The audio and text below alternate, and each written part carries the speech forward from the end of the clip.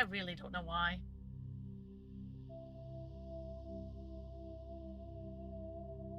There we go. Just yeah, I'm sorry I'm late. I really am. Actually, you know what I'm going to do? I'm going to transition back to this for just a second because I've got to pull up something.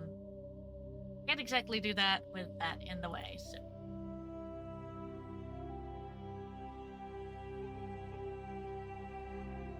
Could I please hit the right darn button? My claws.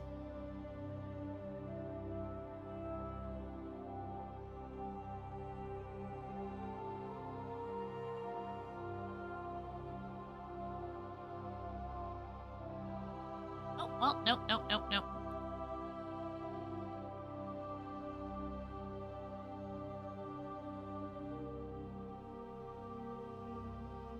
Let's see here.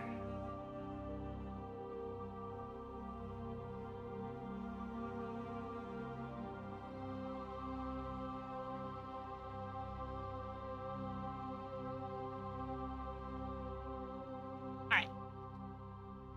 I'm gonna this over here so that I can pull it up when I need to. That, okay. Alright. Back to what I was doing. As I said, I am so sorry. For some reason,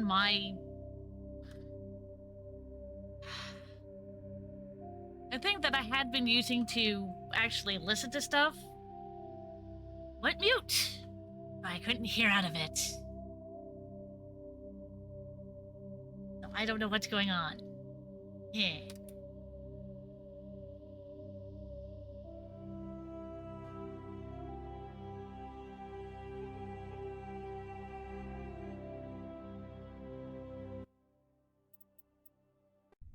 Well, we're going to resume. All right.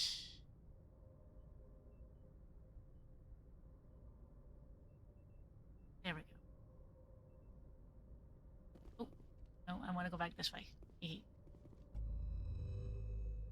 I think where we last left off. Yes. Okay. We're not there anymore.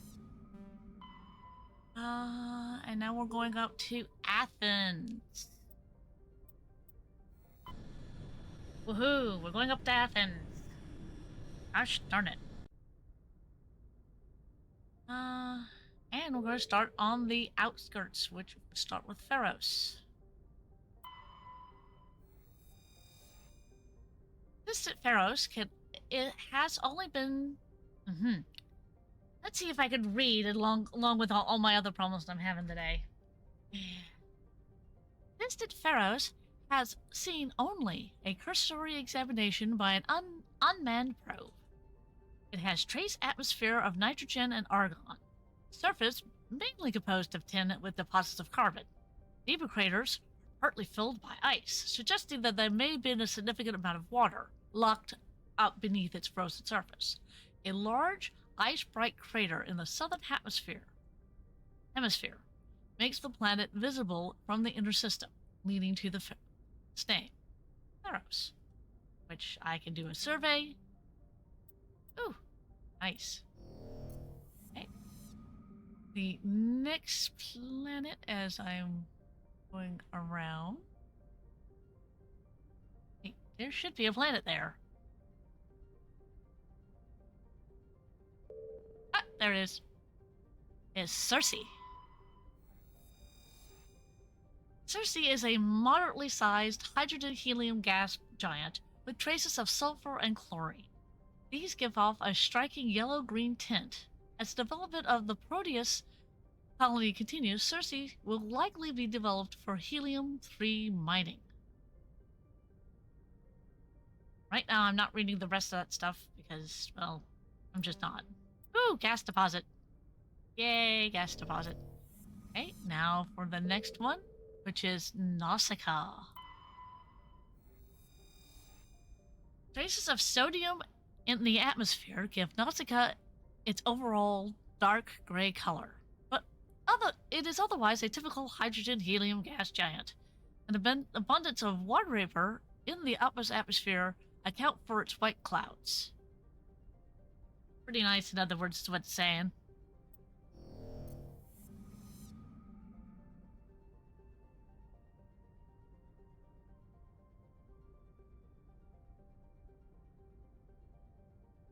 So that's Nausicaa. This is the ever-present asteroid belt, which there's nothing in it.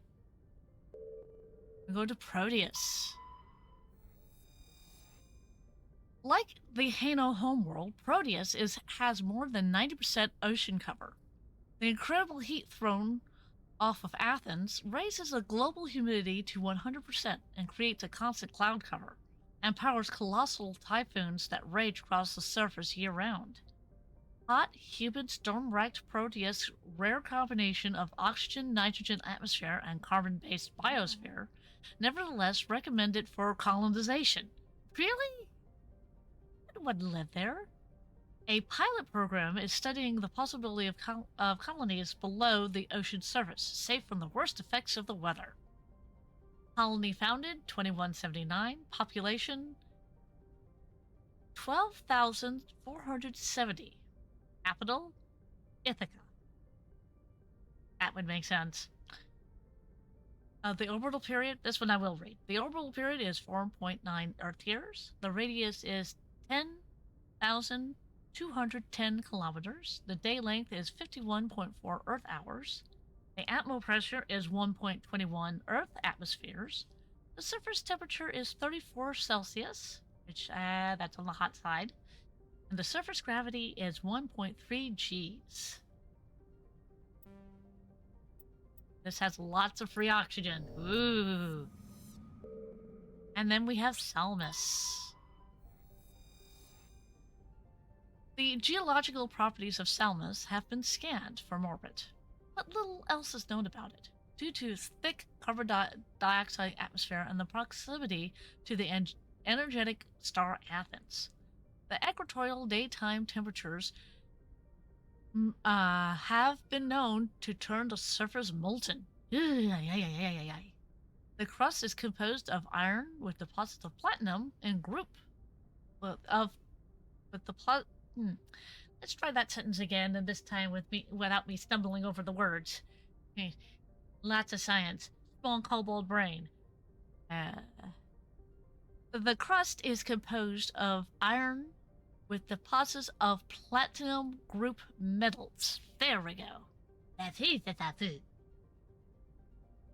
Orbital period 0.4 years. Wow, that's quick. Radius 6,894 kilometers. Day length 58.6 Earth hours. Atmo pressure 1.4 Earth atmospheres. Surface temperature 520 Celsius. I don't think I want to live there, and I don't think anybody else wants to live there either. That is fairly hot. Surface gravity 1.3 Gs. Ooh. Yes, I don't think any of us want to live there. Okay. And that is Athens. Now we go to Cosmos. Gnosis? Gnosis. That's how you pronounce that. The K is silent. Kind of like knife. The K is silent. So you want to travel to another system.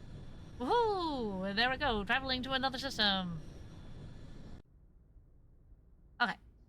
So again, I start with the outermost planet, which is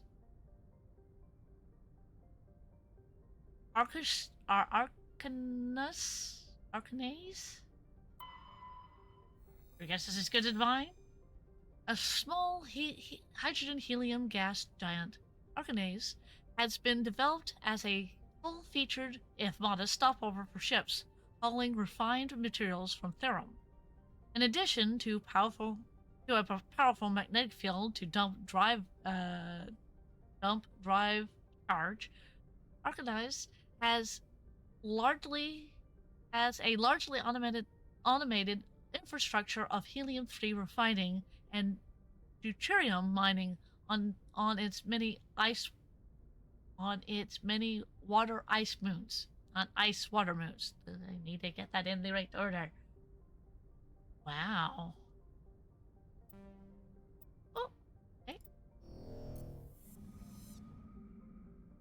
Now we go through that. Now we go through Armini. Armini is a terrestrial world with an unusually thin atmosphere of krypton and Zion. Its surface is composed of silica with deposits of carbonous or herbaceous materials.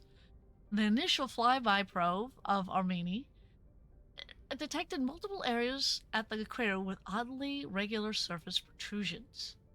Closer investigation revealed these as millions of elaborate crypts along a few meters below the surface, left by a long extinct spacefaring species called the Zeoth.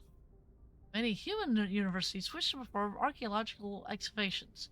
Council law holds that the grave sites are sacrosanct. However, the matter has been tied up in court for a decade. Ooh. And I don't like the surface temperature. It's negative 168 Celsius. That is fairly cold. Why would anybody want to perform archaeological excavations on a very cold planet? And yeah, that doesn't make any sense to me.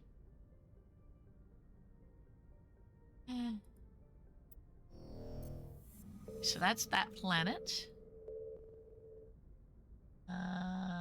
Zarkos? Zarkos is a terrestrial world with nitrogen methane atmosphere containing trace amounts of hydrocarbons. Its frigid surface is mainly composed of water ice and hydrocarbon slush. Most of the surface is not solid enough to support the full weight of a landed ship. If approach is necessary, use shuttles or keep the ship's mass effect envelope. And this has a surface temperature of negative 71 Celsius. Again, another cold planet.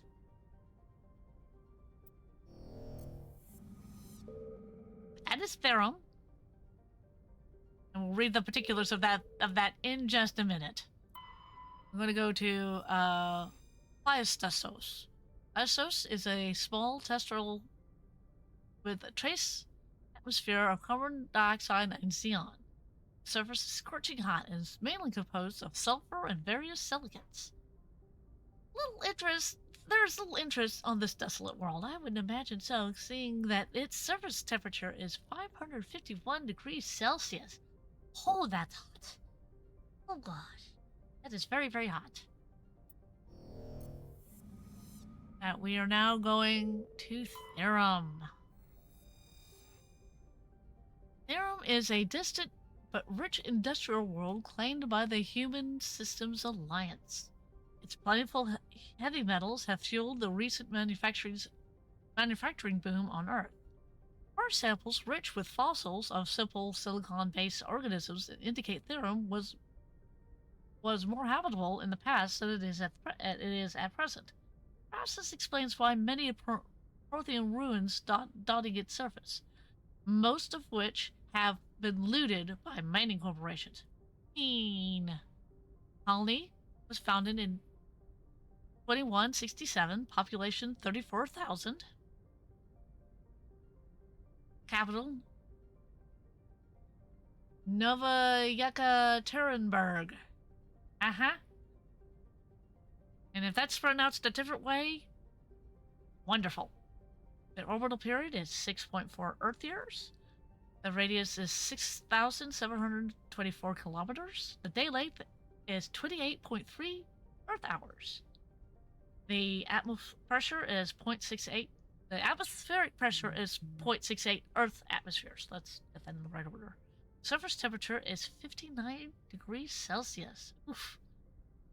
And the surface gravity is 1.21 Gs. So why don't we land on this particular planet? I'm taking Zara. Sally. Zara. That's not Zara.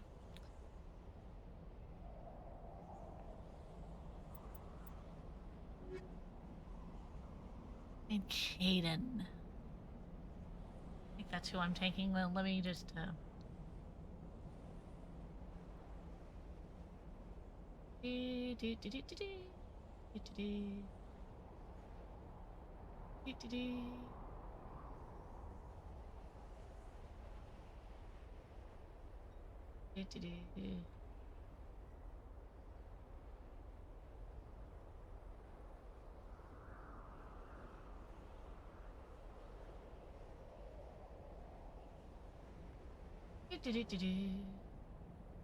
Well, it doesn't say who I shouldn't be taking. Oh.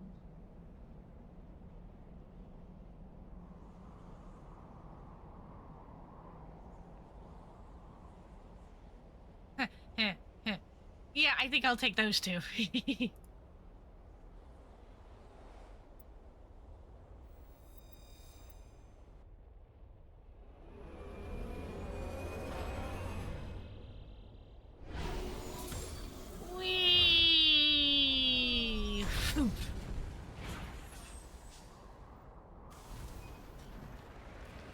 Commander, I'm picking up some strange readings.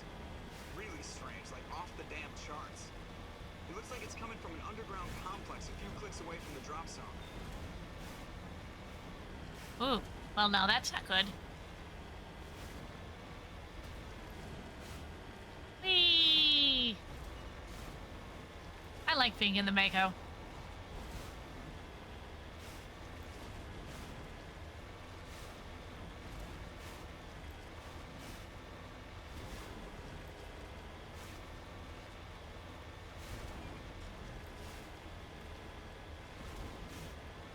And we go over the ridge.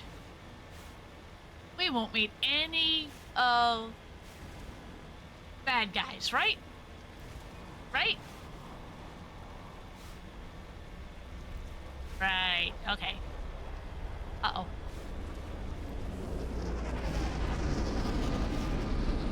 Oh, no. Not that ship again.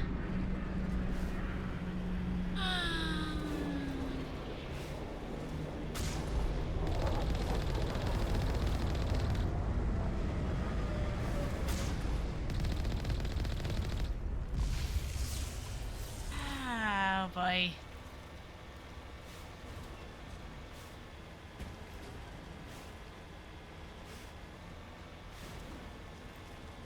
Well, let's see here. Uh-oh.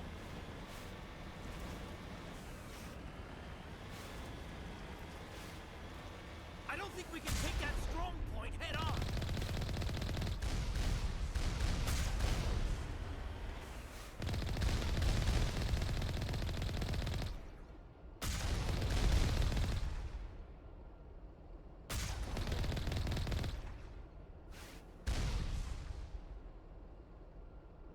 All right. Let me back up.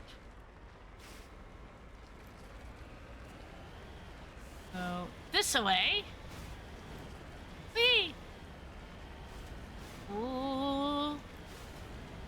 Oh, hi.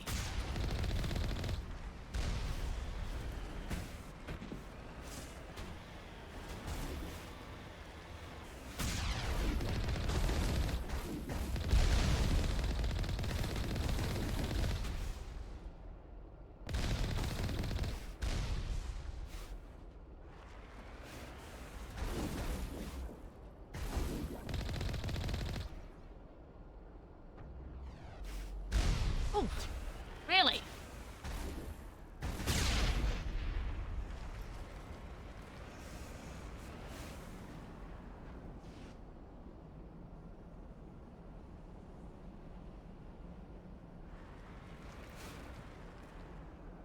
Eh. Let's see here.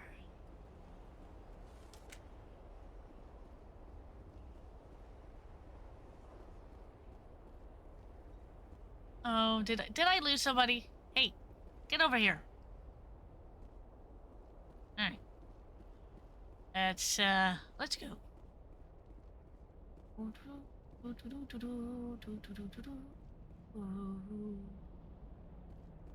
Ah, there's nobody in here. Dang it. Okay. About face, troops. And the other one.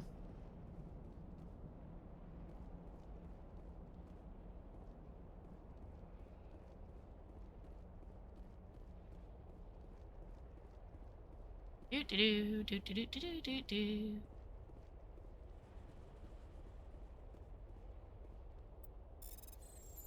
And now I get to play Frogger again.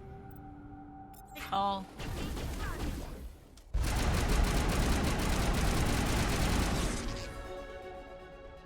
Woohoo!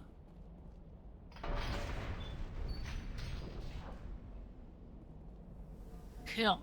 Come on, you two.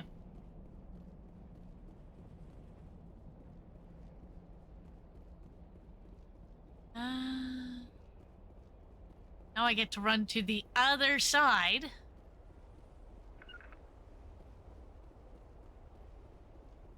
Yep.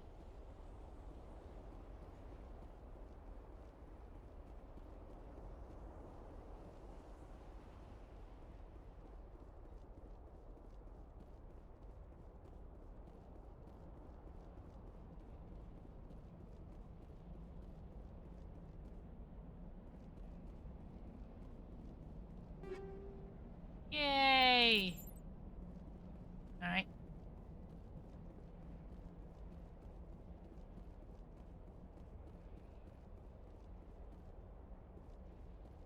Let's see here. Equipment. Take call.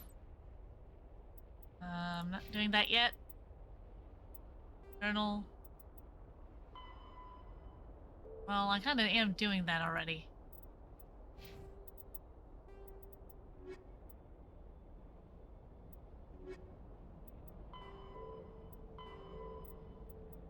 Please say that's... Oh, that didn't stop pinging. Oh, well. Kanan. Auto level up. Yep. And then Zara. Or why do I want to keep calling you Zara? You're Tali. You're Tali. You're not Zara. Oh boy. Yep. Yep. Ugh. Now back to me. Oh, let's see here. Oof.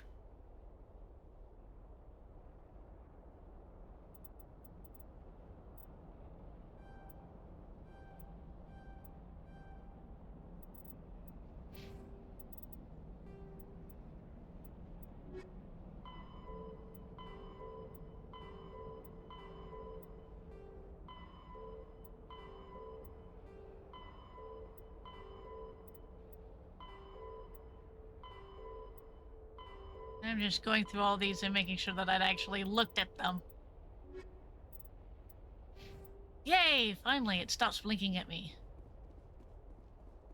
And as usual, at the end of the stream, I'll read the codex, however much codex I've got.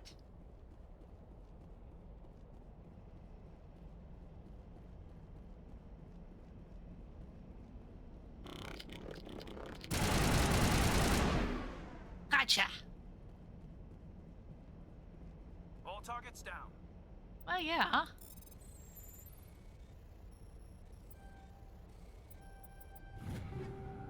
Whee!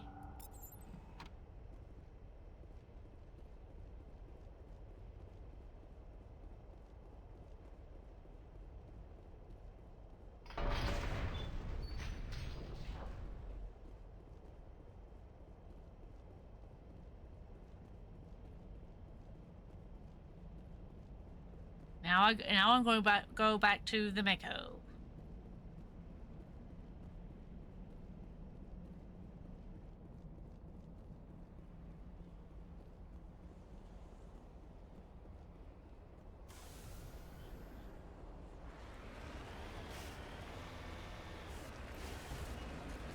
Now I check the map. Yeah. Direction I'm supposed to be going in. Whee!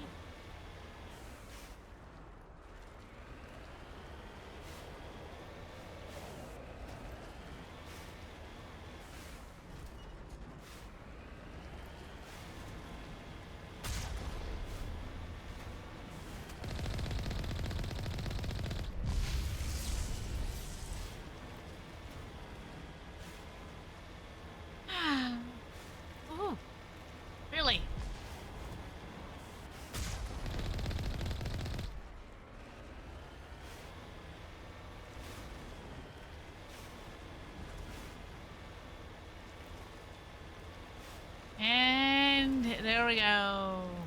We're traveling in the Mako. Oh no.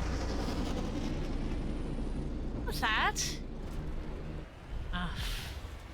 Oy. Really?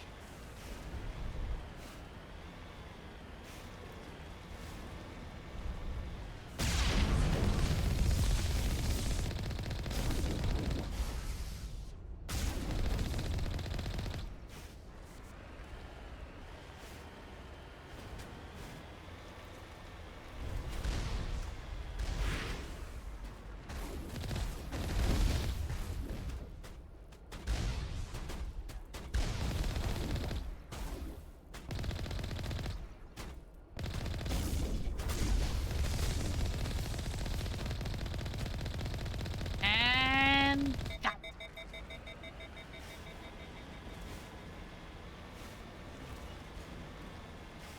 And now we're going through a tunnel. Yay, tunnel!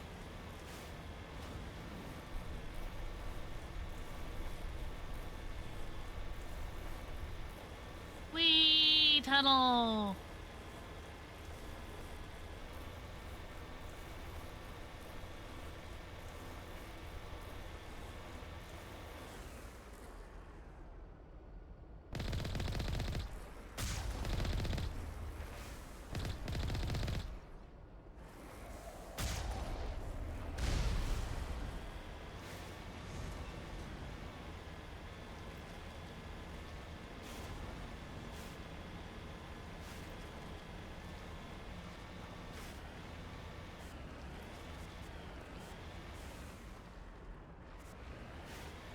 Yeah, I don't think there's anything over there.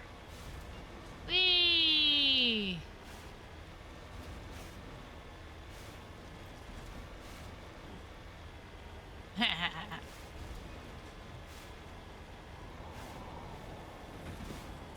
And then through another tunnel.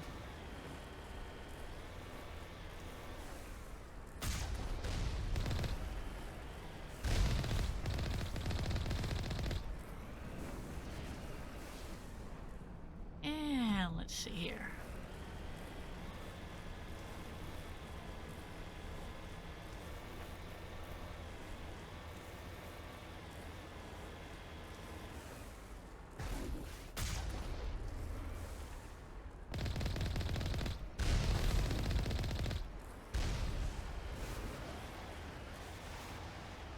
Hey! Oh, oh, drat. Mako can't go any further. I'm on my way. Uh-huh.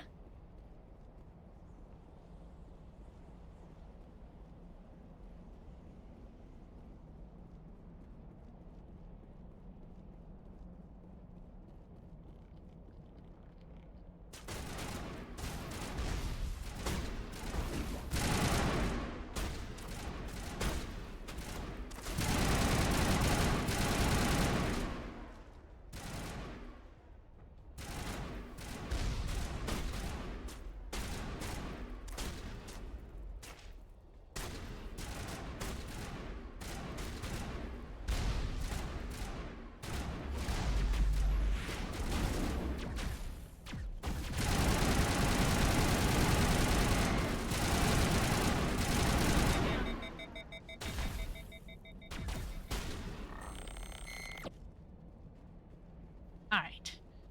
Negative contacts, Commander. Hey, that's true.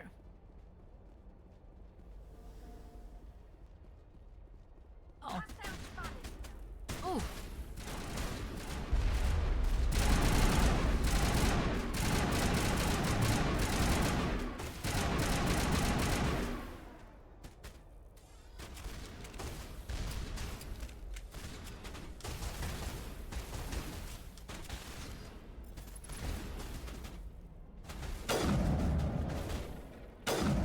Gotcha.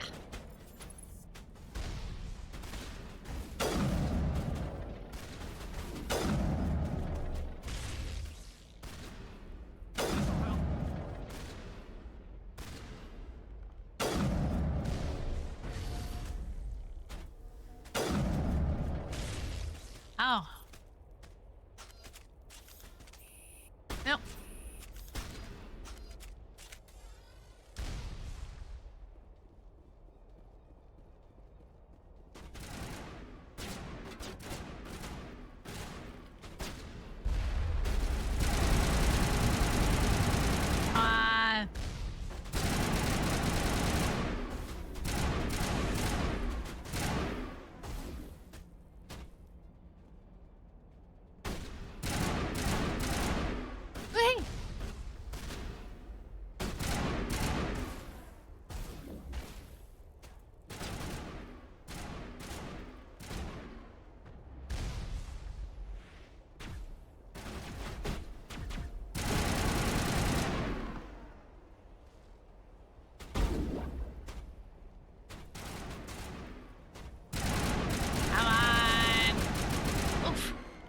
we go. Whew.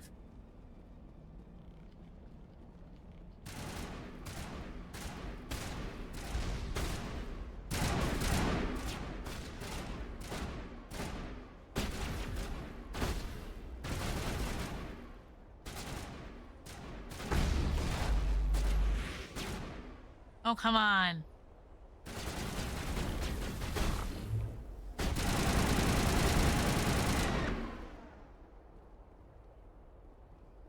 All right. Yes, perimeter is clear. Ugh. I say.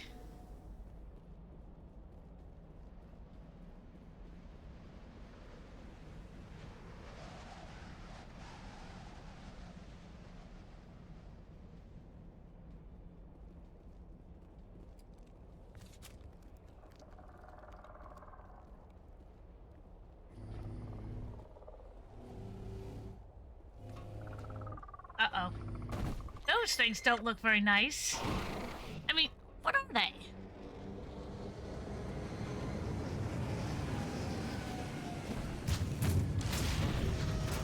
Oh, that's a big one.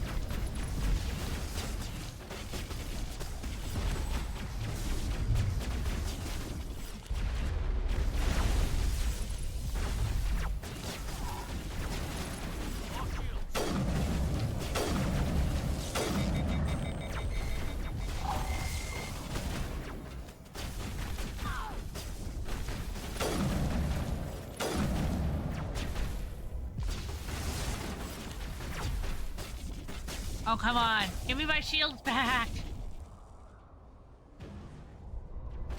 Thank you.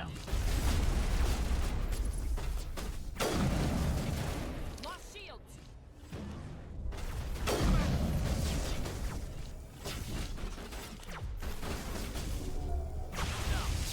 Oh, come on.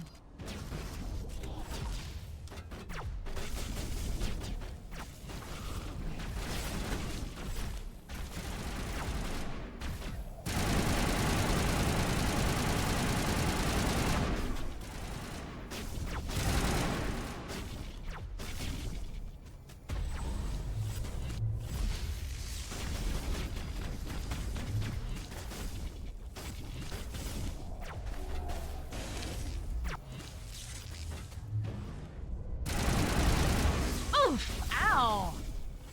Where did it go? Owie! Ow! Owie, owie, owie.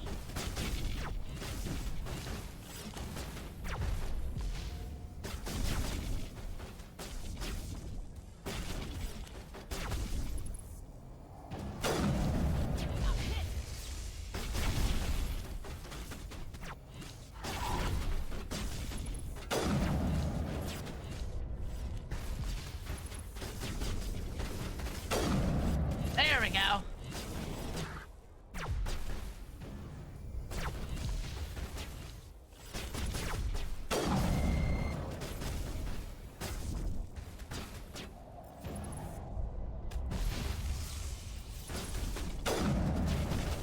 Eh.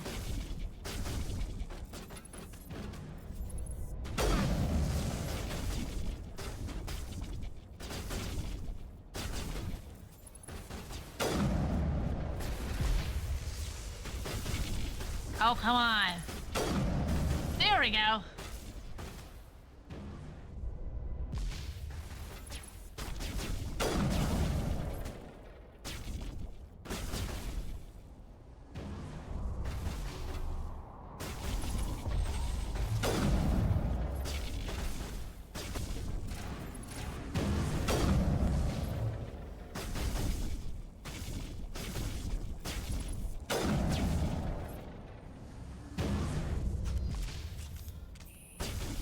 No, no, no, no, no.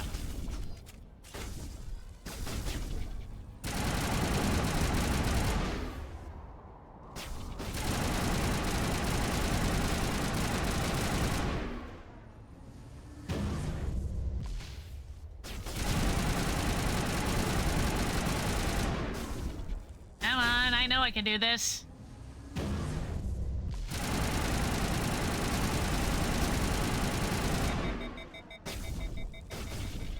Come on.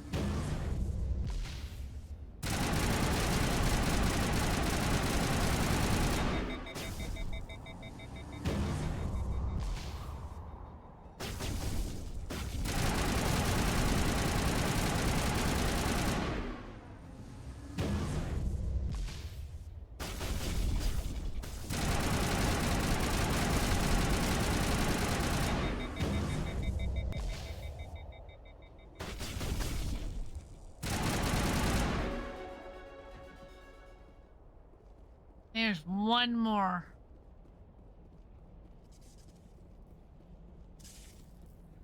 There's one. There we go. I should have a tally. Come on. Alright, you two. Let's go find our last, person.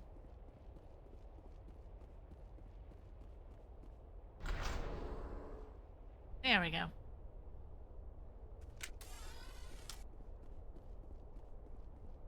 Do do do do do do do do do do do do do do do.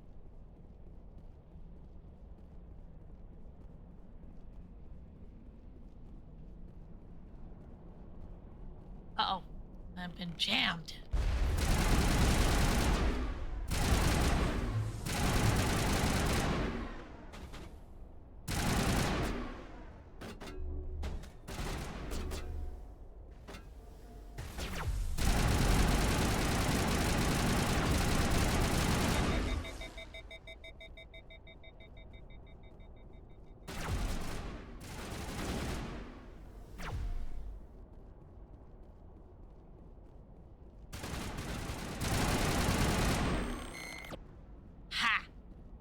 Oh, Neva TV. Yes, yes, yes, yes, yes. It looks like this cavern formed around the ruin, after it was built. Yeah, well, yeah.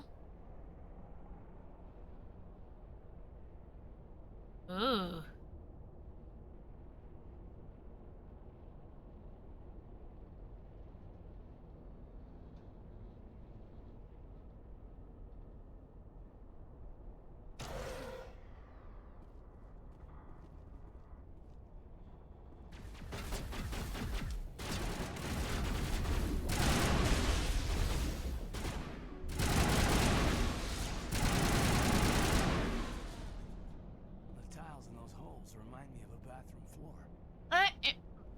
Really? Why would it remind you of that?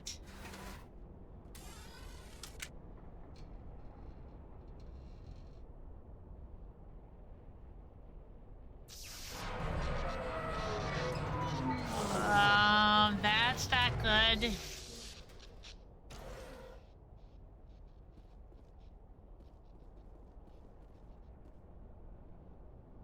All right. Hello? Could somebody help me? Please? Oh, sure. I'll help. Oh, I'll definitely help. Can you hear me out there? Yes? I'm trapped. I need help. Okay. Are you okay? What happened to you? Listen, this thing I'm in is a Prothean security device. I cannot move, so I need you to get me out of it, all right? Your mother is working with Saren. Whose side are you on? What? I am not on anybody's side. I may be Benezia's daughter, but I'm nothing like her. I have not spoken to her in years. Ooh, you went no contact, huh? How did you end up in there? I was exploring the ruins when the Geth showed up, so I hid in here. Can you believe that? Geth beyond the veil. I activated the tower's defenses. I knew the barrier curtains would keep them out. When I turned it on, I must have hit something I wasn't supposed to. I was trapped in here. You must get me out, please. We'll find some way to help you. There is a control in here that should deactivate this thing. You'll have to find some way past the barrier curtain. That's the tricky part. The defenses cannot be shut off from the outside. Oh I dear. don't know how you'll get in here. Heh. Be careful. There is a Krogan with the Geth. They have been trying different ways to get past the barrier. Alrighty then. Let's see here. Uh-oh. Really? Alright.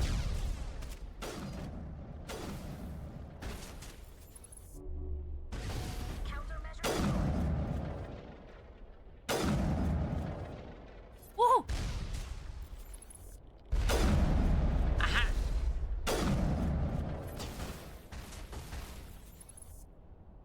Come on.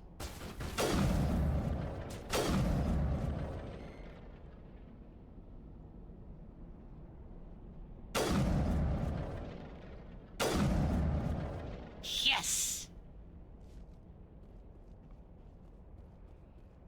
Woohoo! Alright, well, let's see here. Oh, there's one more.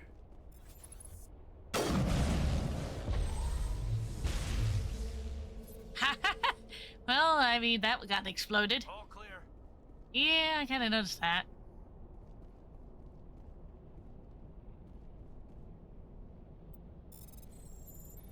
Playing Frogger yet again. Oop. There we go. Hey, go. Let's see here. Anything else in this lovely... Oh, there's another one. More Frogger! Yay! Okay. Let me get out of that. Squad. Hayden. Auto level up. Okay. Yep. And now Tali.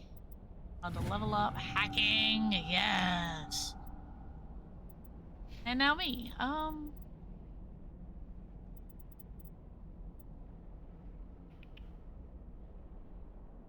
let's see here.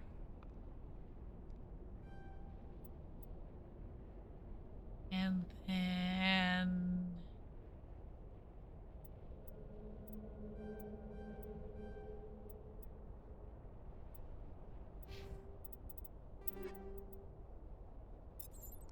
Alright. Let me go to that. Hey.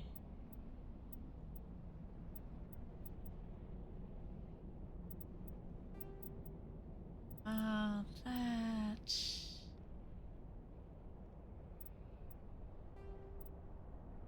Yep.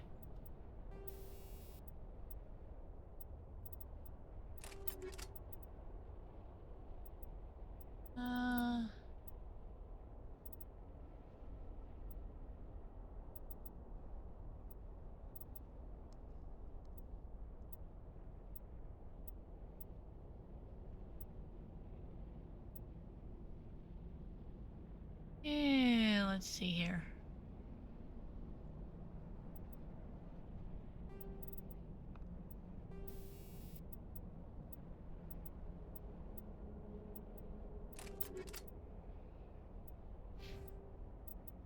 There. Just a little bit of a minor upgrade for me.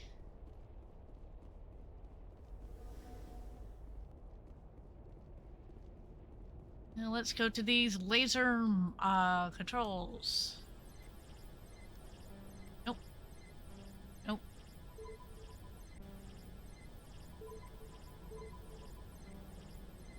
That. Nope.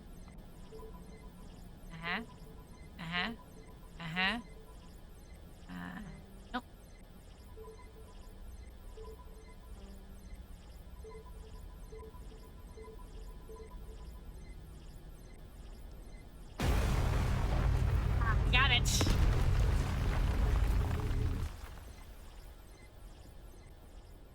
right.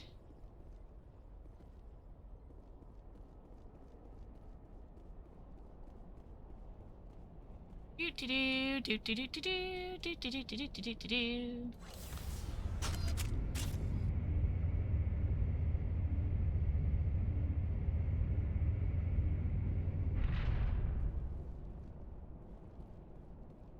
Oh, how did you get in here? I didn't think there was any way past the barrier. We have to get you out of here before more Geth arrive. Well, that's true. Yes, you're right. I've seen enough of them to last a lifetime. That button should shut down my containment field.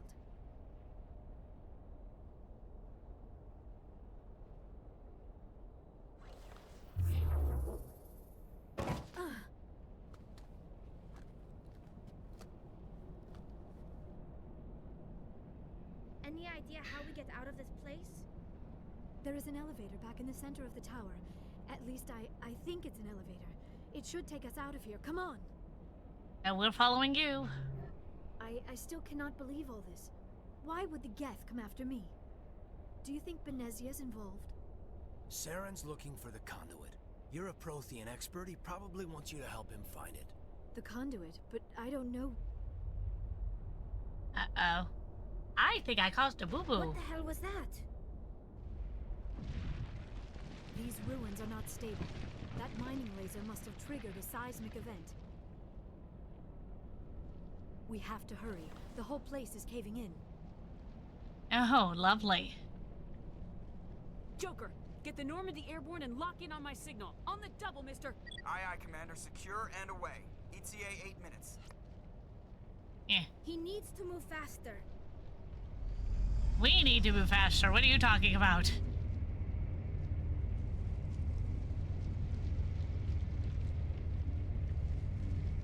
Uh-oh.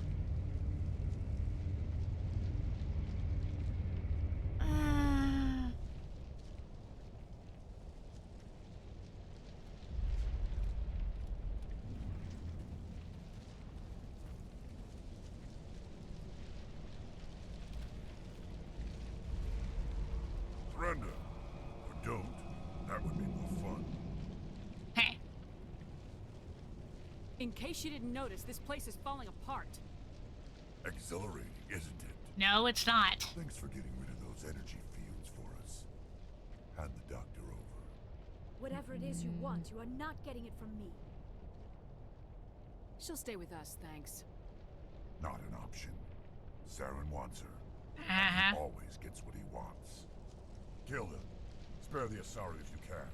If not, doesn't matter. Uh-huh.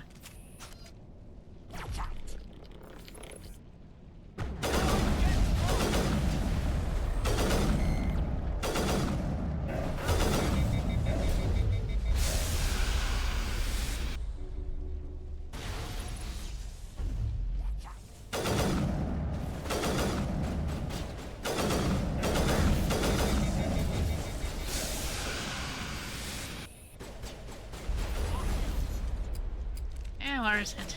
There it is.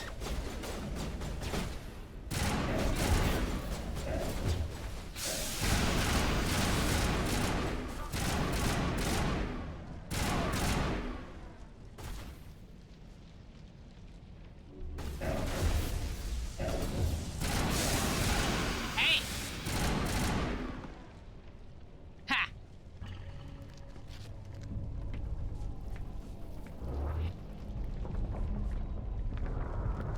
I think running would be a good idea. Run, run, run, run, run, run. Run. Oof. Run. Run, run. Run, run, run, run.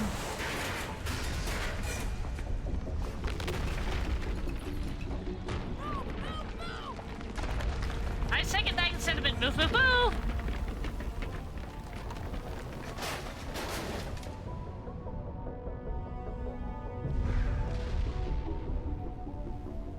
Oh. Oh. Ah. Heavy. Stiffer. Oh boy.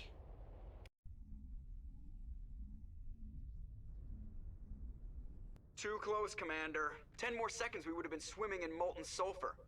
The Yeah. Normandy isn't equipped to land in exploding volcanoes. They tend to fry our sensors and melt our hull. Just for future reference.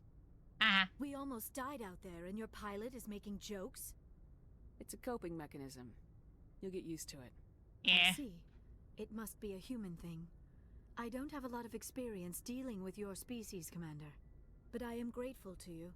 You saved my life back there, and not just from the volcano. Those Geth would have killed me or dragged me off to Saren. What did Saren want with you? Do you know something about the conduit? Only that it was somehow connected to the Prothean extinction.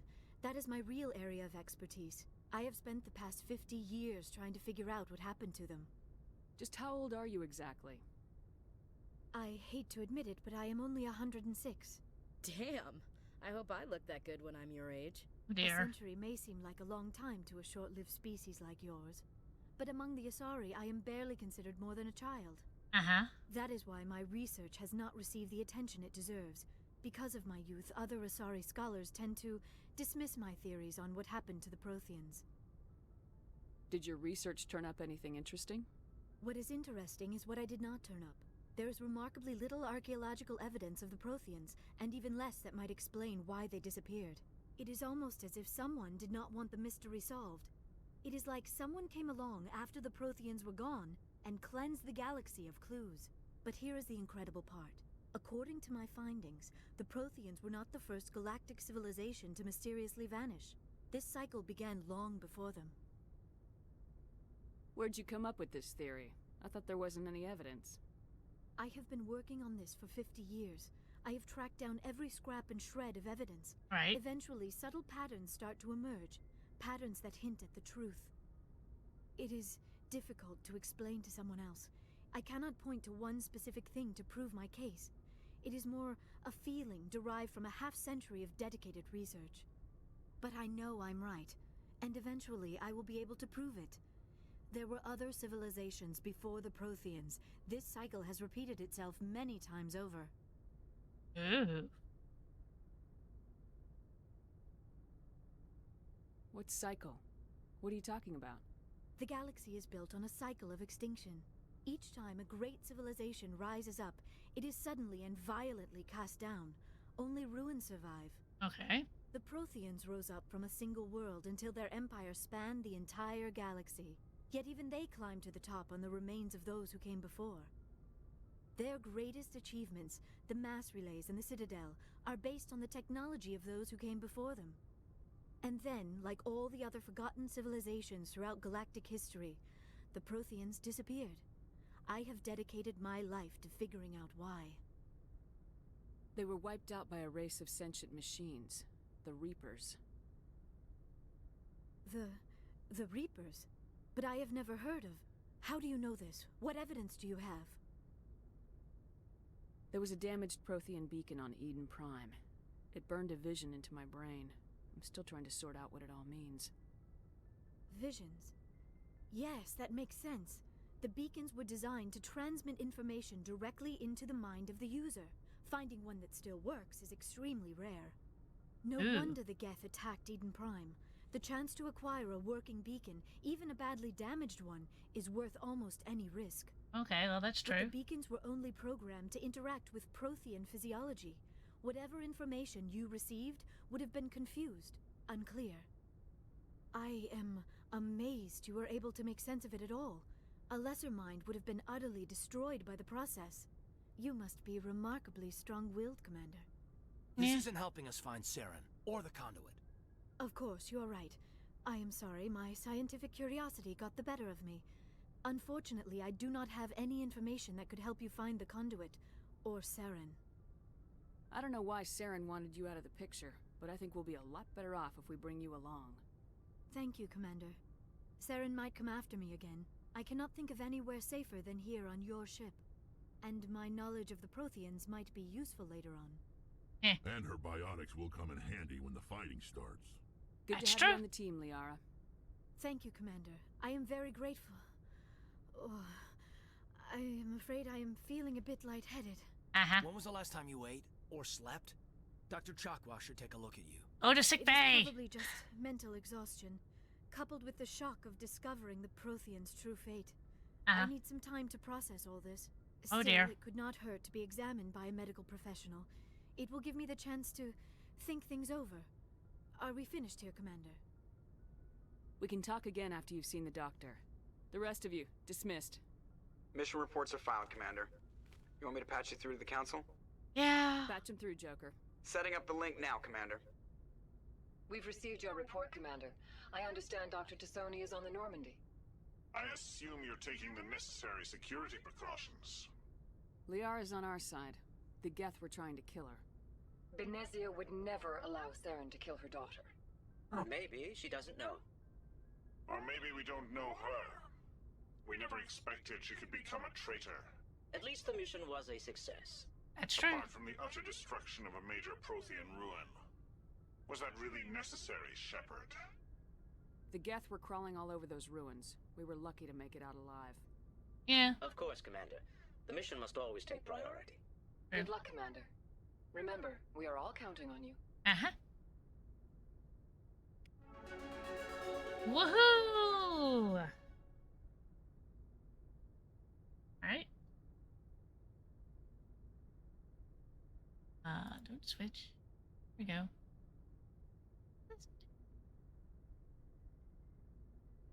Why? Why? Why? Give me a second.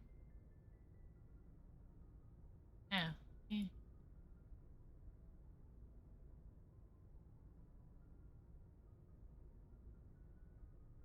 Ooh. No. Interesting. Oh, why? Those. I don't need to have that up there.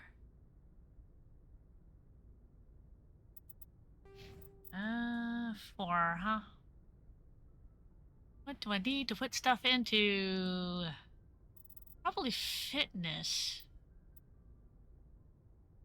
No, I need to put stuff in soldier. There we go. Alright. Now. Go back to that. That up. Ooh. Let's see here.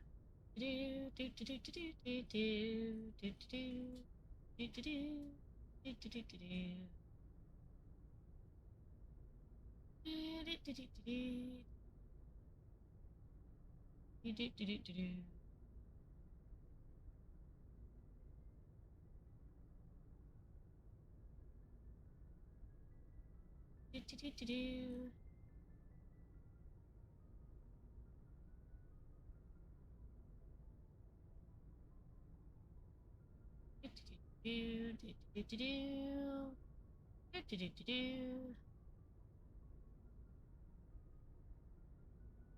do do.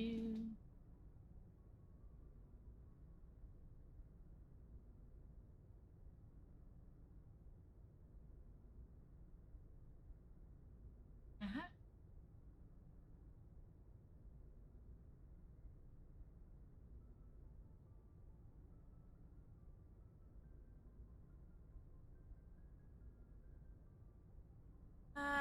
Let's see here.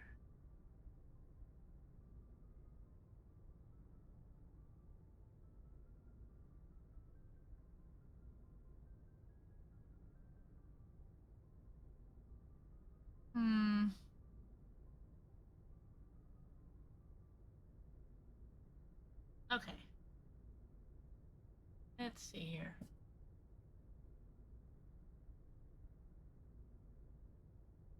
All right. Now I get to go talk to people. Woohoo! I get to go talk to people.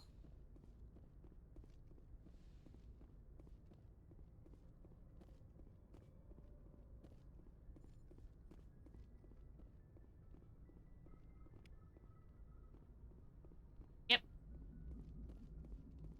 I prefer gold to silver, you know, for my medal. I think you'd recommend me for one since I pulled your boots out of the fire. If we present you with a medal, you'll end up sitting on stage listening to politicians make speeches for a couple of hours. That's a good point. They'd probably make me shave, too. I spent the last 7 weeks working on this baby. No medal's worth that. So, Commander, why don't you tell me why you're really here? How's the Normandy performing? Is she everything they said she'd be? She's the best ship in the fleet. If you've got a pilot who knows how to handle her. Ah, Balance yes. isn't what you'd expect. Takes a while to get used to that oversized drive core we got stuffed in the back, and her power can sneak up on you if you're not careful. The Normandy's probably too much ship for your average Alliance pilot, Commander. Lucky for you, I'm anything but average. I have to go. Alright, see ya. Alright. Doopy-doo, doopy-doopy-doo, doopy-doopy-doo. There we go. Oh, wait, I thought I clicked on that. There. Now I clicked on it. Let's see. Ding.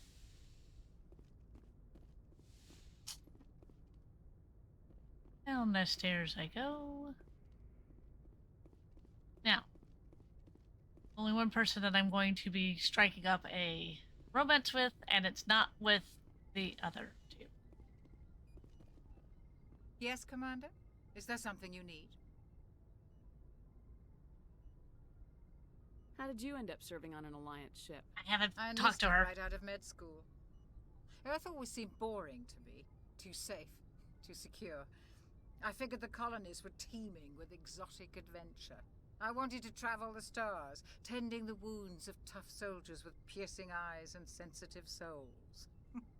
Turns out military life isn't quite as romantic as I'd imagined. But humanity needs the Alliance if we want to keep expanding through the Traverse, and the Alliance always needs good doctors. So I stayed on to do my part. Ever think you made the wrong choice? Sometimes I think about opening a private practice back on Earth, or maybe taking a position at one of the new med centers out in the colonies. But there's something special about working on soldiers. If I left the Alliance now, I'd feel like I was abandoning them. How well do you know the Lieutenant? I'd never worked with him before this mission, but he has an impressive service record, over a dozen special commendations. Tends to keep to himself, though. Maybe because of the headaches. It's not easy being an L2. What does that have to do with it? Well, most biotics now use the L3 implants. Lieutenant Alenko was wired with the old L2 configuration. Sometimes there are complications. What kind of complications? Severe mental disabilities, insanity, crippling physical pain. Owie. There's a long list of horrific side effects. Caden's lucky. He just gets migraines.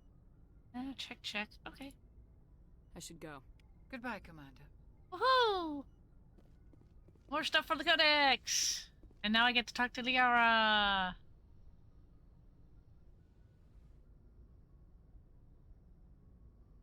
Commander, are you coming to check up on me? You look much better. How are you feeling? Dr. Chakwas assures me I am going to be fine. I was impressed with her knowledge of Asari physiology. You're in good hands. Dr. Chakwas knows what she's doing. I never properly thanked you for saving me from the Geth, Commander. If you hadn't shown up, I'm just glad we got there in time. Ooh. So am I. I know you took a chance bringing me aboard this ship. I have seen the way your crew looks at me. They do not trust me. But I am not like Benezia. I will do whatever I can to help you stop Saren. I promise. Don't worry, Liara. I trust you. I know you won't let me down. It means a lot to hear you say that, Commander. Thank you. Tell me about yourself, Liara. Me? I am afraid I am not very interesting, Commander. I spend most of my time on remote digs, unearthing mundane items buried in long-forgotten Prothean ruins. You must enjoy something about it. I love my work. Seeking out history's lost secrets has a special appeal for me. Ooh. You were actually touched by working Prothean technology. That is why I find you so fascinating, Commander. Sounds like you want to dissect me in a lab somewhere. What? No! Oops. I did not mean to insinuate. Oh dear. I never meant to offend you, Shepard. I only meant that you would be an interesting specimen for an in-depth study. No, that's even worse. Calm down, Liara. I was only joking. Joking? Oh, by the goddess, how could I be so dense? You must think I am a complete and utter fool. No. Now you know why I prefer to spend my time in the field with data disks and computers. I always seem to say something embarrassing around other people. Said fun. Please, just pretend this conversation never happened. Do you know why Benezia joined up with Saren? I don't understand it. She was always outspoken about the need for the Asari to become more involved in shaping galactic events. Maybe she thought allying herself with Saren would somehow be for the greater good in the long run. At least I hope so. This hurts you, doesn't it? None of this makes any sense to me. I have not spoken to Benezia in many years, but I know her, and this was not like her. Something changed. I'd like to know more about the Asari. We were the first species to discover the Citadel. Ah. We were instrumental in forming the Council, and we always strive to be the voice of peaceful cooperation in galactic disputes. My people believe we are all part of a single galactic community. Each species contributes something to the greater whole. Right. Although we seek to understand other species, it seems few of them seek to understand us. The galaxy is filled with rumors and misinformation about my people. Like what? Most of the inaccuracies are centered around our mating rituals. My species is monogendered. Male and female have no real meaning for us. Right. We still require a partner to reproduce. This second parent, however, may be of any species and any gender. I don't understand. Your species can mate with anyone? Mating is not quite the proper term, not as you understand it. Right. Physical contact may or may not be involved, but it is not an essential element of the union. The true connection is mental. Our physiology allows us to meld with other beings. We can touch the very depths of their minds. We explore the genetic memory of their species. We share the most basic elements of their individual and racial identities. We then pass these traits onto our daughters. It is how we learn to grow as a species and how we develop a greater understanding of other races. What happens to your partner after the union? Every relationship is different. Some unions are a single encounter with both parents parting ways afterwards. Others can be more long-term. Sometimes an Asari and her partner will stay together for many decades. Do you know who Matriarch Benezia chose as her partner? She rarely spoke of her partner. Though I know my father, if you want to use that term, was another Asari.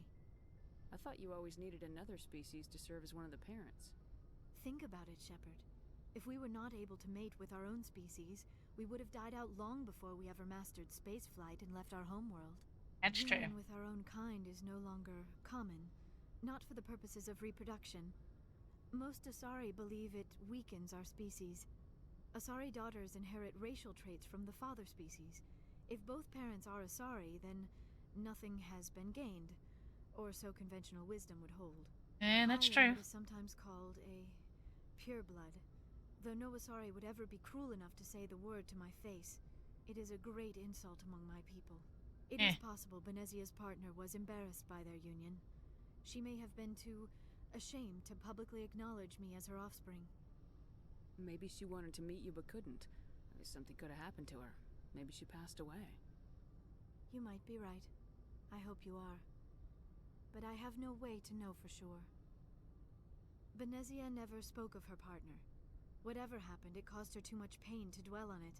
She raised me by herself, though that is not uncommon. Many Asari raise their children alone, particularly if the father species is short-lived. Often the partner will pass on long before the child reaches maturity. Yeah.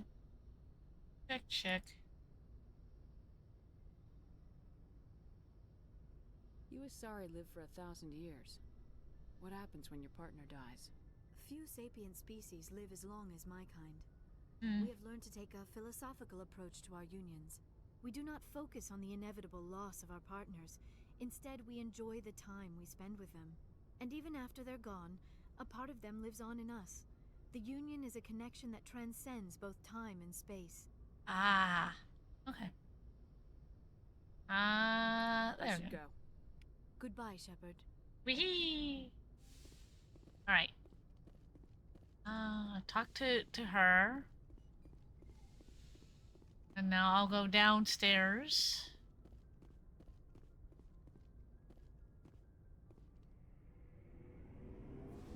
And if you're wondering why I'm not talking to Caden, because I don't want to start up a romance with him. I already know who I'm going to start my romance, and that is Liara.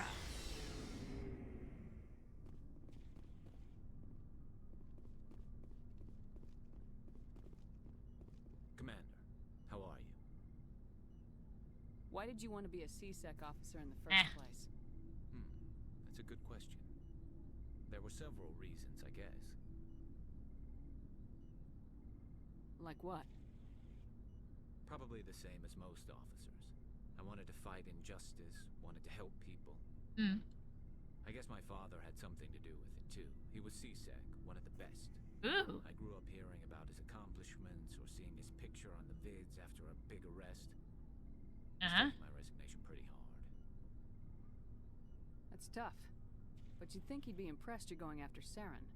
My father's a CSEC man to the bone. Do things right or don't do them at all, he says. Eh. He thinks I'm being too rash, too impatient. He's worried I'll become just like Saren. Oh dear. He actually talked me out of becoming a Spectre when I was younger, for the same reasons. Oof. You were asked to be a Spectre. Well, I was targeted as a possible Spectre candidate. Me and about 1,000 other Turian military recruits. I could have received special training, but my father didn't like it. He despises the Spectres. He hates the idea of someone having unlimited power with no accountability. He wouldn't like you, Commander. No offense. No. I suppose I can understand his concern. You can. But Saren's not going to play by our rules, CSEC's rules. If you want to nail Saren, you need to send someone who isn't restricted by policies and procedures. Just because you can break the rules doesn't mean you should. I don't need to stoop to Saren's level to stop him. And neither do you, Garrus.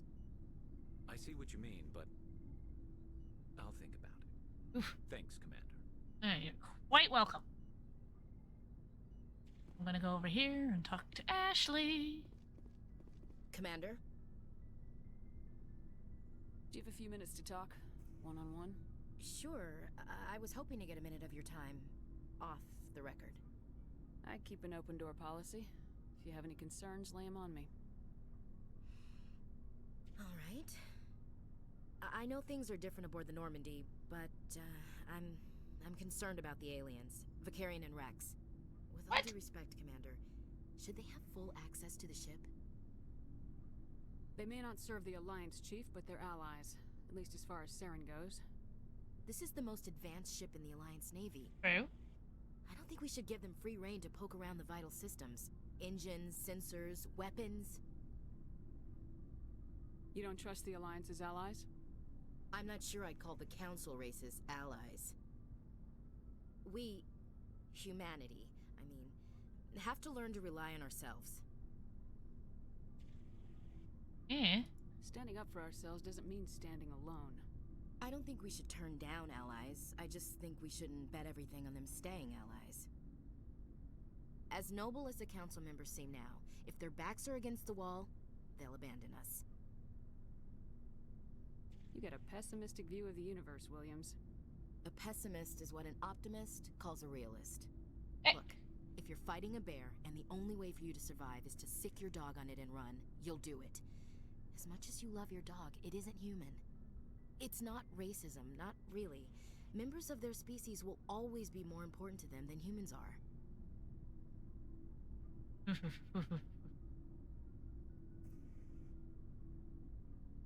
These seem like deeply held beliefs, Williams. What made you think this way? My family's defended the Alliance since it was founded. My father, grandfather, great-grandmother, they all picked up a rifle and swore the oath of service. I guess we just tend to think of Earth's interests as our own. It doesn't sound like you've worked with aliens before. No, ma'am. Mainly I've been groundside, part of the surface garrison forces. Right. I did get a rotation on a space station for training. Every Marine a rifleman, every rifleman ZG certified. That's odd.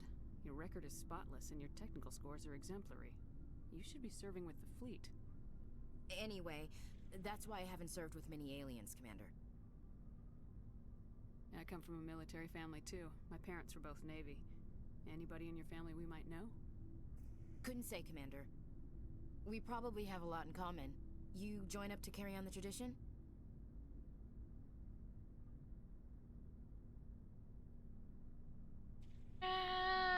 Now how do I answer this? I'm going to say yes. I don't think they meant to start a family tradition, but after 16 years on ships and stations, how could I spend my life on the ground? You're lucky. I spent most of my career as groundside garrison.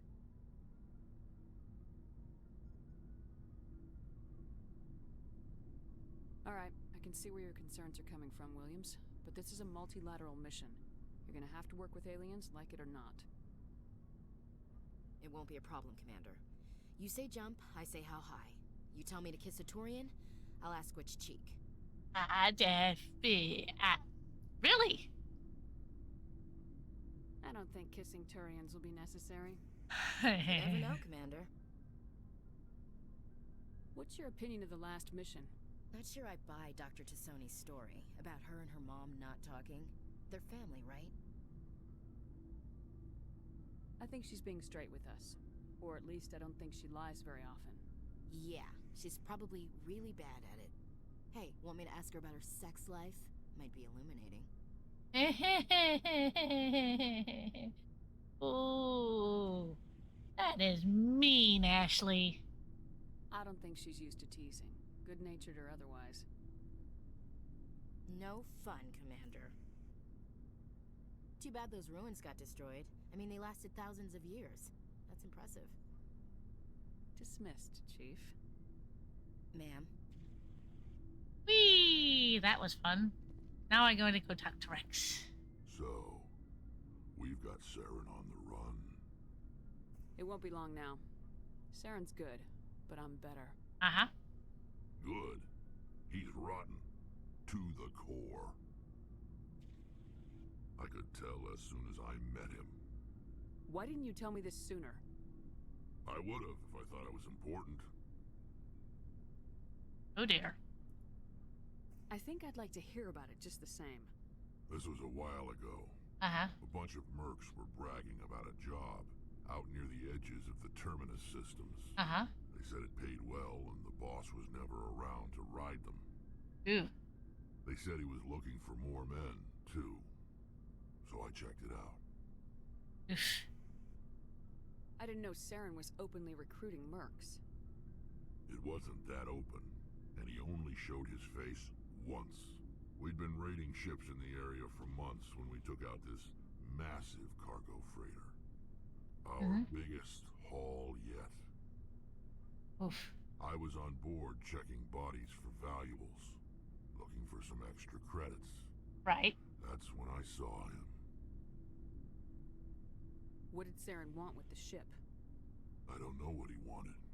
He was just moving through the ship, watching. A couple of the mercs called him by name, but he never spoke to them. Never spoke to anyone. Oh dear. I had a really bad feeling about him, so I got the hell out. Didn't even wait to get paid. Oof. What kind of cargo was the freighter carrying? What was Saren after? I don't know. All I saw on that ship was food and medical supplies. There were some basic weapons, but nothing big. Yeah. If there was anything of value on that ship, I didn't see it. That's why I didn't mention it sooner. Whose ship was it? There was a Volus trading vessel. Big one.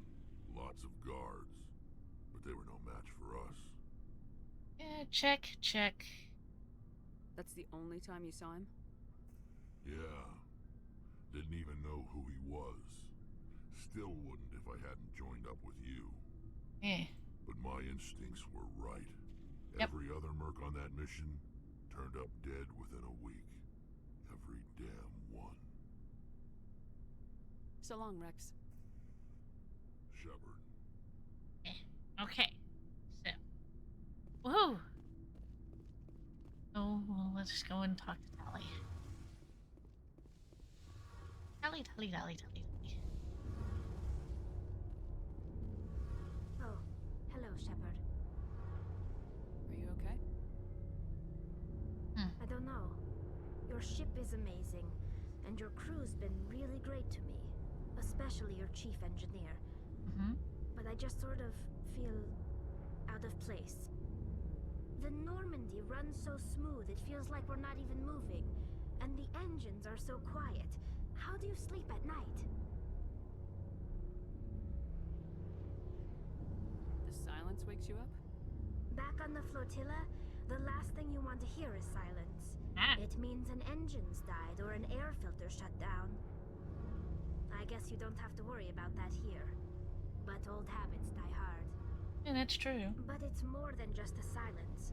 This ship feels so empty. It's like half the crew is missing. Yeah.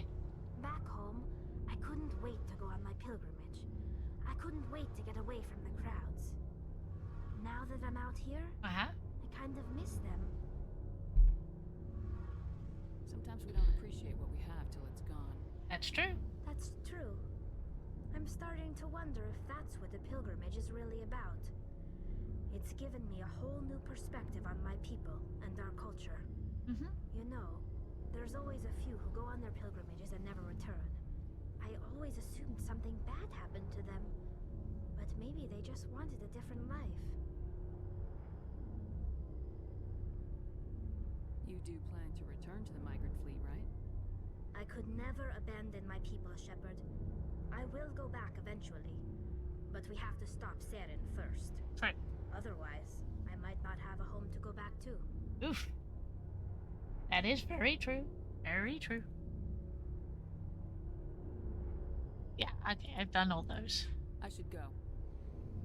See you later. Yay! Alright. Let's see. What time is it?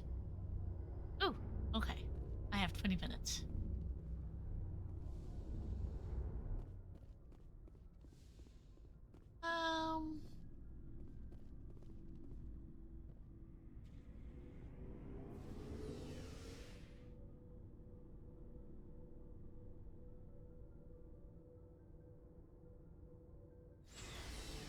Yeah, there we go. Let's see.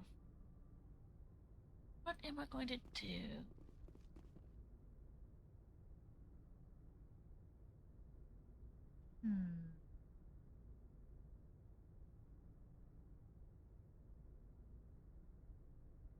See here.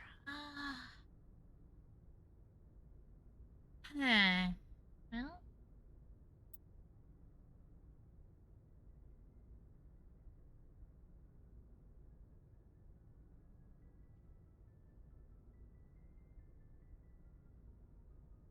See here. That's all that stuff. Let's do the primary first. Biotics is the ability of rare individuals to manipulate dark energy and create mass effect fields through the use of electrical impulses from the brain. Intense training and surgically implanted amplifiers are necessary for a biotic to produce mass effect fields powerful enough for practical use. The relative strength of biotic abilities varies greatly among species and with each individual. There are 3 branches of biotics. Telekinesis uses mass-lowering fields to levitate or impel objects. Mass-raising kinetic fields are used to block or pin objects. Spatial distortion uses rapidly shifting mass fields to shred objects. Most organic species are capable of developing biotic abilities, though there are risks involved. Biotics are the result of an in utero exposure to element 0. This usually causes fatal cancers in the victim, but in rare cases, it coalesces into nodules within the fetus's developing nervous system. Hey. Oh, that's not scary. Okay, counter races. Okay. Ashari culture. Because of their long lifespan, Ashari tend to have a long view not in common with in other races. They encounter a new species or situation when they encounter When they encounter a new species or situation, the Asari are more comfortable with an extended period of passive observation and study than immediate action. They are unfazed by some of their investments or decisions may not pay off for decades or centuries. Matriarchs can seem to make an incomprehensible decision, but their insight is evident when their carefully laid plans come to fruition.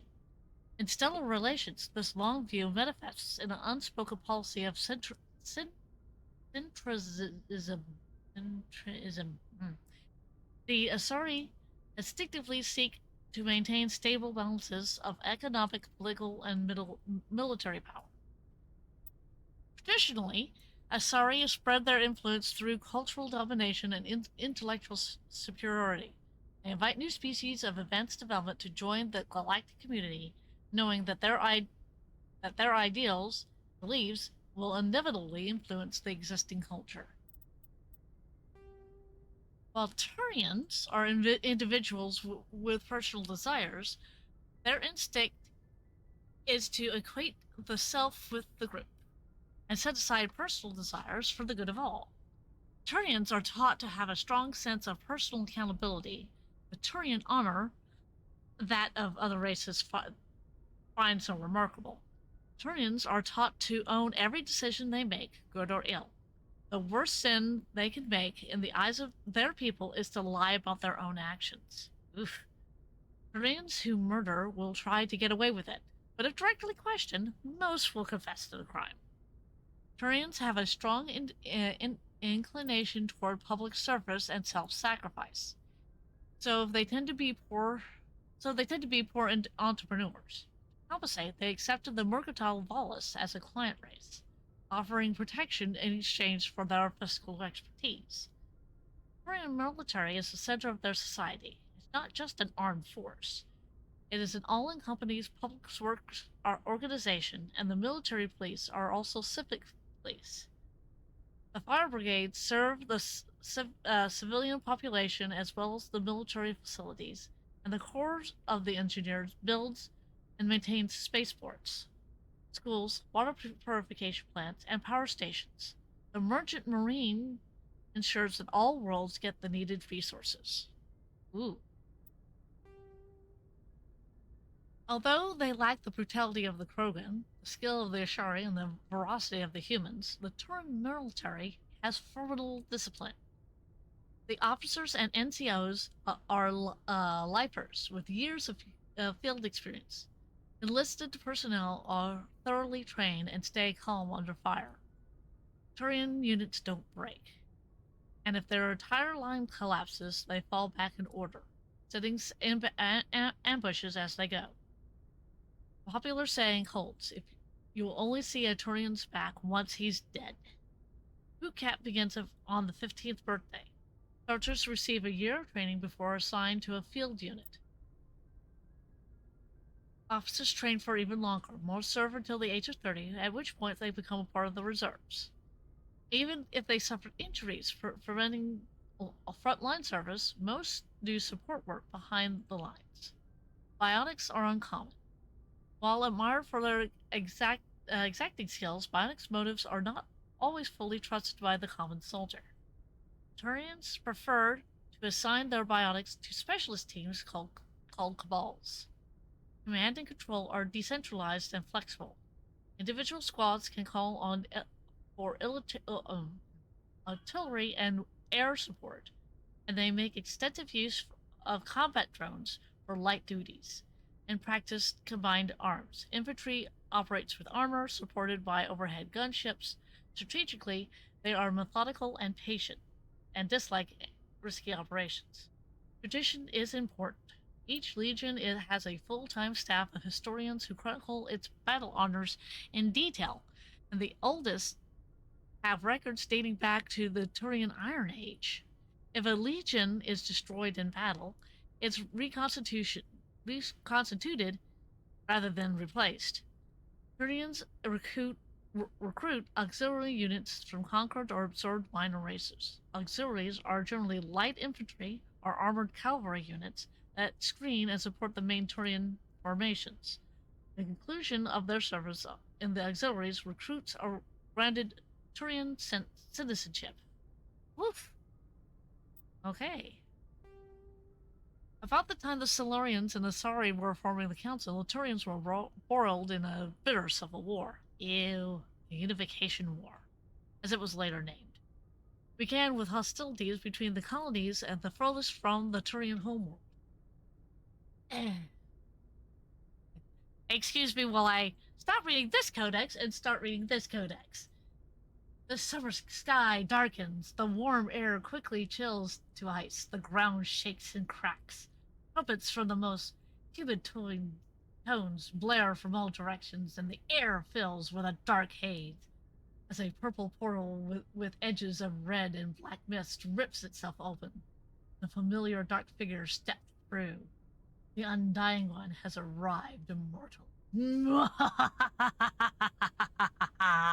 And that, my little kobold, is my evil laugh.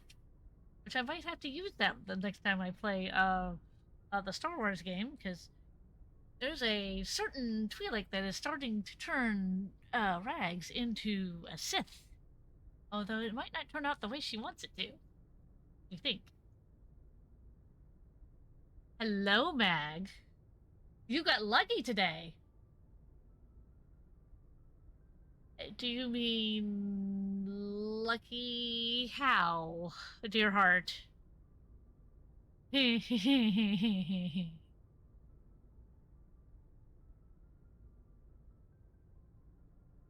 me finish. GameStop, buy one, get one free. Oh, what did you get? What did you get? What did you get? What did you get? What did you get? Oh, and by the way, Mag, Candy got Lady Mary something, or actually 2 somethings, which I'm getting to play with. She got a new microphone, which I am now using. So I look like the picture, which I do not have up. But I look like the picture, which is headphones and the microphone in front of me. And I got a Stream Deck. I bought Immortals Phoenix Rising and got the Tales of Arise for free. Oh, that is so awesome! Oh. That is so cool. Oh, that's great, Mag. I love it.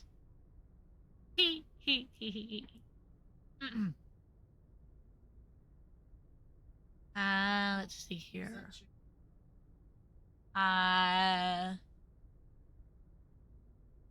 These colonies were run by local chieftains. I'm reading from the codex in Mass Effect. These colonies were run by local chieftains, many of whom distanced themselves from the hierarchy. Hey, I hope you have fun. Without the galvanizing influence of the government, the colonies became increasingly isolated and xenophobic. Colonists began wearing the emblems of our facial markings to differentiate themselves from the members of the other colonies, and open hostilities became common. When war finally broke out, the hierarchy maintained strict diplomacy and refused to get involved. After several years of fighting, less than a dozen factions remained, and the hierarchy would finally intervene. By that time, chieftains were too weak to resist. They were forced to put an end to the fighting and renew their allegiance to the hierarchy. Though peace was restored, it took several decades for the animosity between the colonists to fade completely. And to this day, most Turians still wear the facial markings of their home colonies. As a point of interest, the Turian term bareface refers to one who is beguiling or not to be trusted. It is also a slang term for politicians. Yeah, geez, that sounds kind of familiar. The beacon was a Prothean artifact on Earth on the Alliance colony Eden Prime. Its resemblance to the Promethean databanks uncovered on Mars invoked immediate interest from the Alliance and the Citadel Council. It proved to be a solid-state data storage device, part of the galaxy's spanning comm network similar to the modern extranet. The Protean paleo technology is rare. The beacon seemed to promise another quantum leap in technology akin to the discovery of the Mass Effect drive and relays. Unfortunately, the beacon also drew the attention of the rogue Spectre Saren Arturus and his synthetic allies, the Gap. Oh. A Dawn raid by his flagship, Sovereign, resulted in hundreds of civilian casualties. The beacon was badly damaged, and the motives behind the attack are still being investigated. the recovery mission, a beacon fired a pulse of energy at the executive officer of the Alliance frigate Normandy. Lieutenant Commander Shepard survived and appears to have suffered no ill effects. Yeah, right. Afterwards, the beacon fell inert, and the mechanism appears to be dead.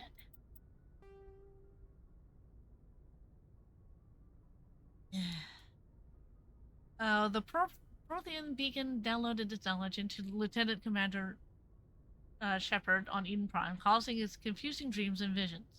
While the imagery is becoming clearer with time, the meaning of the beacon communication remains elusive. It has been suggested that the Promethean data recording is highly dependent on a certain point of view. What Carl Jung has described as collective unconscious.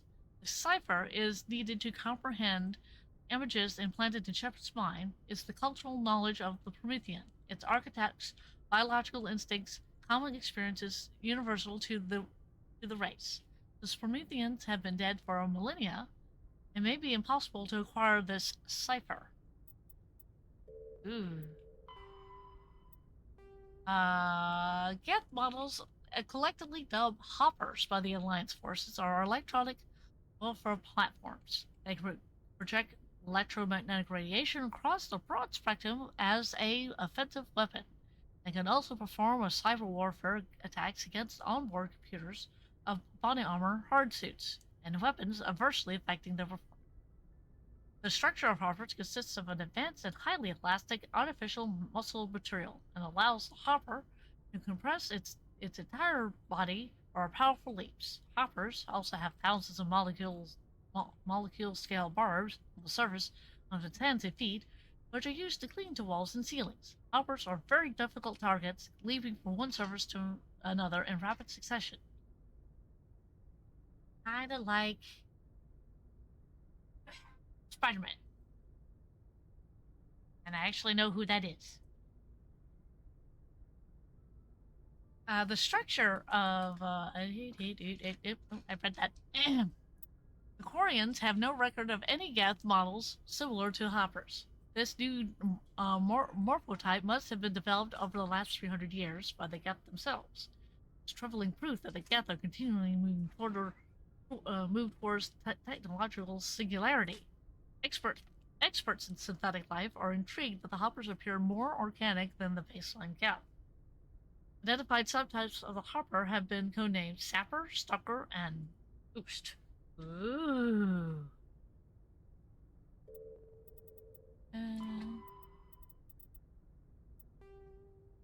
The heat limits the length and intensity of ship-to-ship combat. Starships generate enormous heat when they fire high-energy weapons to perform maneuvering burns and run onboard combat electronics. In combat, warships produce heat more quickly than they can disperse it. As the heat builds within a vessel, the crewed spaces become increasingly uncomfortable.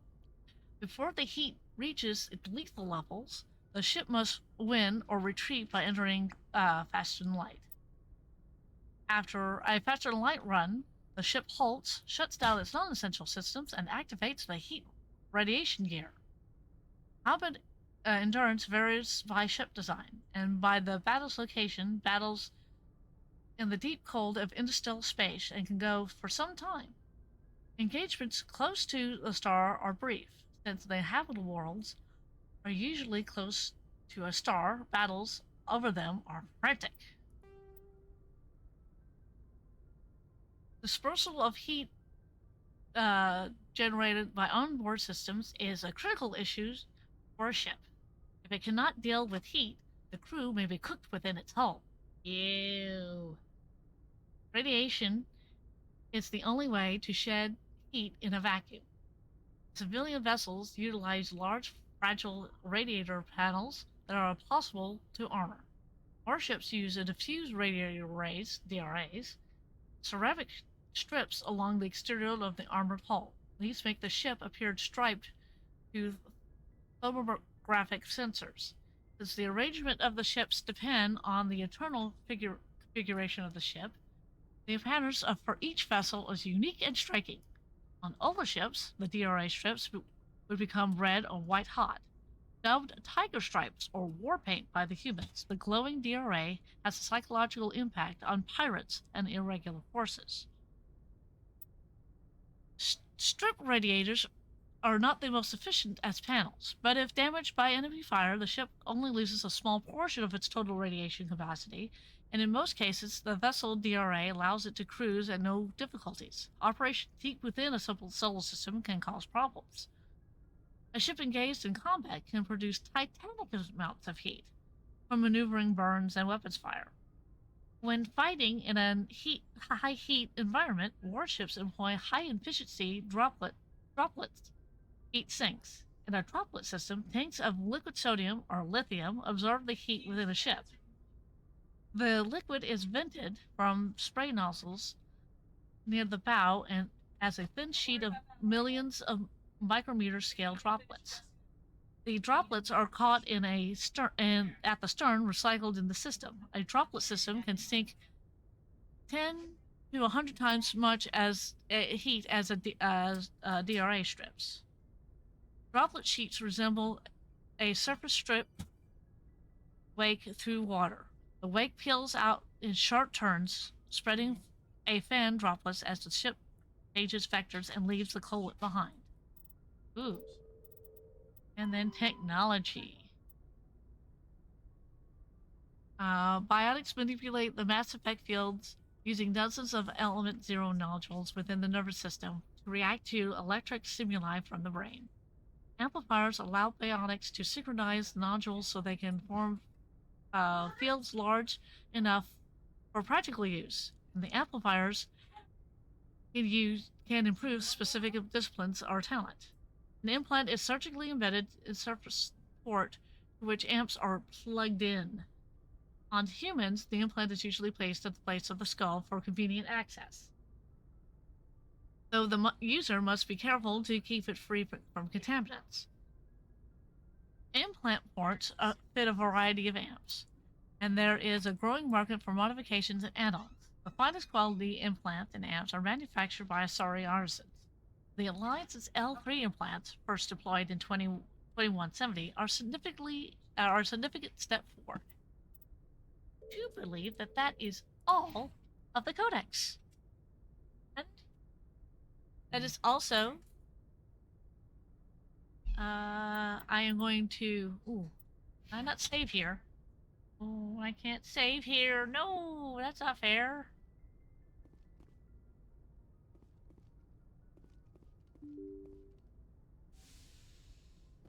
Yeah.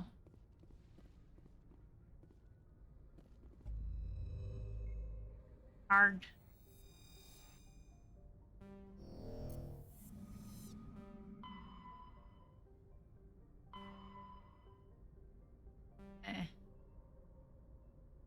Oh, now I can save. Okay. I am going to save there. Yay.